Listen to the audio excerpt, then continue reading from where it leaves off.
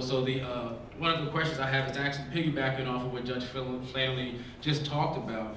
When it comes to the judicial system and the justice, sometimes the injustice system, if you had a magic wand and could just wave it, what is one thing that you would look to change? I'll take a shot at that first.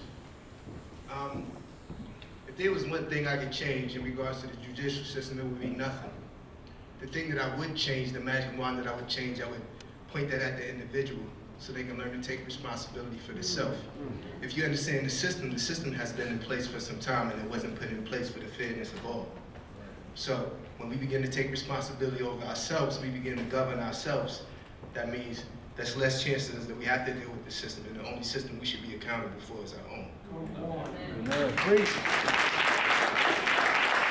Cousin Tiff, this was the question I had studied for. I was prepared, but I'm mad now because he only said one thing. And I'm in chapter 4 of my dissertation. Y'all pray for me, y'all. Next time y'all see me, it'll be Reverend Dr. But my dissertation is creating a faith-based reentry program that allows the formerly incarcerated to mentor and walk with those who are coming home. The work we've been doing for years. And the program is actually called Walk With Me. So the one thing that I would change, and I want to use this chair as the illustration, in most of the situations where legislation is being developed, policies, procedures, systems, there's always someone missing from that table. Yeah. And that someone missing is what you see up here. Those who have been through the system, those who have changed their lives, those who have the most insight in what it will take to make something better.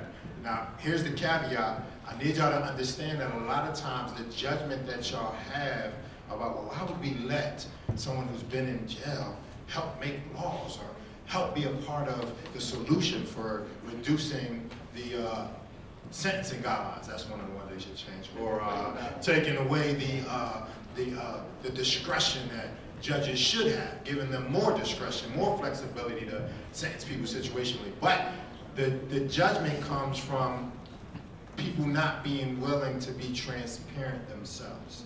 This brother here poured out his heart about what helped him change his life. And even in the dark with the lights, I could see some of y'all faces like, ooh. But permission, Tavon, just a question for them. How many of you, by show of hands, are also ex-offenders? Where are my ex-offenders at? Let me see you raise your hand. Be proud about it. Ex-offenders, raise your hands. Okay, I'm gonna be polite with y'all because I'm in a good mood. If you didn't raise your hand, you a lie, because you've offended somebody in your life at some time. I didn't say whether or not you've been to prison. I said, are you an ex-offender? If you're not an ex-offender, you're a current offender, and that's even worse. So I'm gonna try it one more time. Any ex-offenders in the room, can you raise your hand and say you too have offended somebody in your life at one time or another? Because the fact is that we are all guilty. Amen? Amen. So what I would change is allow more people like us to be at the table when we're making the decisions that impact the lives of those that are like us. Because all of y'all are like us. Amen?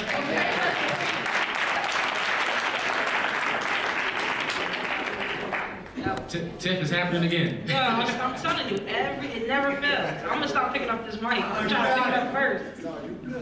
That was great. I kind of dislike when I get here, when I'm being a little bit too real. But what I would do is, I would challenge those that sit at those tables that they don't want us to sit at. And I would challenge them to come to the Advantage program and meet these young kids before you go sentence them. I would challenge you to, come through these walks with GBI and the community walk. I would challenge you to get from behind your desk and do a little bit more before you want to go sentence them, because at the end of the day, the people that are making these decisions and things like that, y'all don't know us, y'all don't know these kids, y'all just know them by their docket number and that's about it. Get to know them by their name. So what I'm challenging those people is, like, I agree, I don't think that any of us have lived to see the day where the laws are changed and things like that, but the lawmakers right now, you gotta do more. So I'm just saying, get from behind your desk, drop the gavel and come to the Advantage program and help with these young men before you want to give them a life sentence.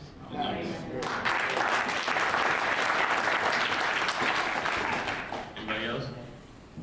Okay. Take a shot, Tavon. One of the things for me would be family therapy. I think we focus on so much of the person that's getting incarcerated, we forget about the family that's being affected. And what happens is the man, and I'm talking about, speaking up right now, even for my brother-in-law who's in jail, and I'm just watching him, he has a great heart.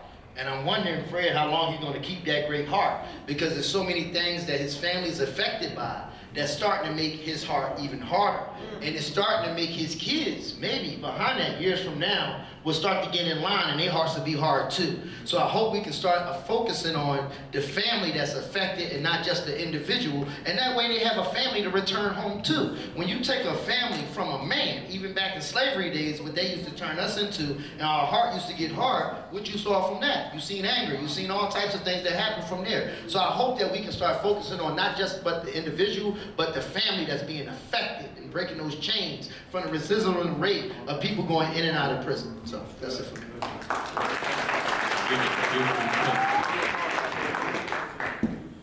Yeah, so in my opinion, I think that it should be a mandate for the people that are in those positions to do exactly what Tiff said. And the reason being, obviously I have relationships with the judges here, but they've been to the Advantage program, they work with the kids. It's very hard to sentence somebody when you don't have that relationship there. And they have these appointed positions because they're serving the community. And if you're going to serve the community in one aspect, there's multiple ways that you can serve the community. So my suggestion for that side of the judicial system is to mandate I don't want to call it community service because it's usually deemed as a punishment, but mandate that they serve the community not just as a job, but as volunteerism.